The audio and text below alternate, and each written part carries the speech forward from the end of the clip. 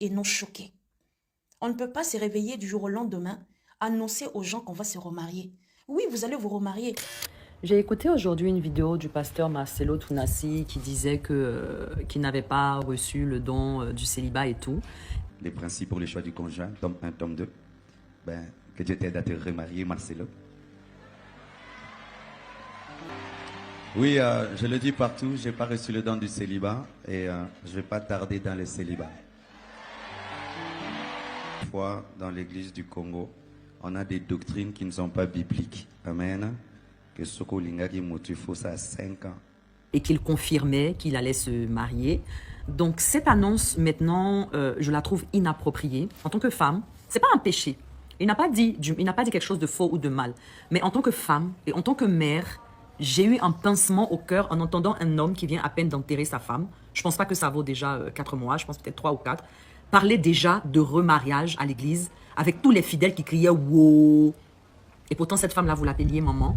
C'était une sœur. J'ai pas trouvé ça approprié de parler de remariage maintenant. Nous savons qu'il va le faire et il n'est pas condamné au célibat. Très peu d'hommes ont cette force-là de le faire. Mais je trouve que la sagesse demandait que peut-être pendant un moment, il ne parle pas de remariage. Je ne suis rien pour donner des conseils à cet homme. Je suis juste une épouse et une maman à qui les propos ont vraiment choqué. Et je pense que je ne suis pas la seule qui a été choquée par une telle affirmation. Nous savons qu'il va se marier. Il n'est pas condamné à mort parce que sa femme est morte. Mais il y a une base de respect pour toutes ces années que cette femme t'a donné et ces enfants qu'elle t'a donné. Il y a un minimum, je trouve, et surtout que c'est une personnalité publique, c'est un exemple pour beaucoup d'hommes. Je ne pense pas que c'était adéquat de le faire maintenant. Et imaginez-vous que ce soit lui qui était parti avant sa femme. Imaginez-vous Maman Blanche prendre le micro pour dire comme ça que après 3 mois ou 4 mois pour dire que moi je n'ai pas reçu le don du célibat, je vais me remarier très vite. Je la vois tellement mal en train de le faire que j'ai été choquée du fait de le voir lui en train de parler de remariage maintenant. Ce n'est pas un péché, mais moi en tant que femme, en tant que maman, j'ai été touchée. Et j'ai compris qu'une femme ne doit pas sacrifier sa vie pour un homme. Ça m'a consolidée dans le fait qu'une femme ne doit pas sacrifier son existence, ne doit pas sacrifier sa vie. Oui, nous servons Dieu, nous donnons nos vies à nos maris, nous servons nos enfants, nous les faisons grandir. Mais sacrifie ta vie à un homme.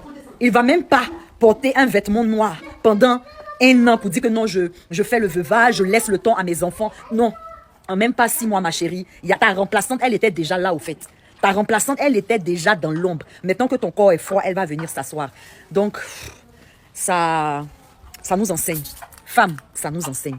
Ok, vivons pour notre foyer, vivons pour nos enfants, vivons pour nos époux. Mais n'oublions pas notre propre destinée. N'oublions pas notre propre parcours. Parce que quand on va t'enterrer, ton mari va te remplacer en même pas 6 mois. Et c'est pas un péché. Et c'est comme ça, la vie, elle continue. Donc, quand vous vivez pour les gens, sachez que quand vous allez partir là, ils ne vont pas vivre pour vous. Et c'est pas ce qu'il y a à faire au fait. C'est normal qu'il va se remarier. Mais sitôt, le dire comme ça, moi, ça m'a choqué.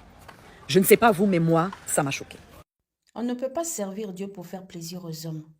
On ne sert pas Dieu pour que les gens deviennent fanatiques de ta personne. Si Dieu t'a choisi pour que tu sois son serviteur, c'est au travers de ta bouche qu'il a choisi pour parler et édifier ses enfants. Un serviteur de Dieu ne peut pas être un sujet de scandale, pas pour l'Église. Encore moins pour les gens qui ne connaissent pas le Seigneur, les païens. Un serviteur de Dieu, avant de poser un acte, avant de dire quelque chose, il a en lui le Saint-Esprit. C'est lui qui lui donne la sagesse et l'intelligence de comment parler. Parce que c'est le Saint-Esprit qui met les paroles dans ta bouche pour édifier et non choquer.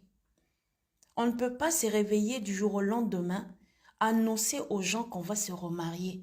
Oui, vous allez vous remarier, mais perdre un être cher, pas même 1 année. Quelqu'un qui a partagé autant d'années de ta vie. La personne avec qui vous avez eu des enfants.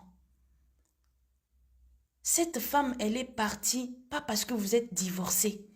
Elle est partie parce que la volonté de Dieu a choisi qu'elle parte.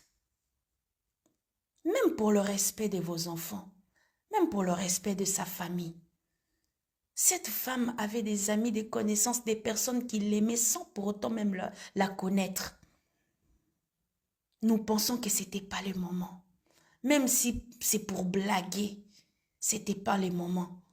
En sachant que vous influencez des milliers de personnes, ce n'était pas le moment.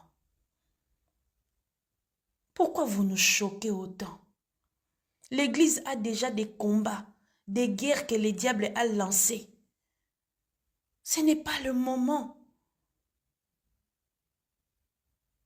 Quelqu'un qui a vécu ta vie, vous avez partagé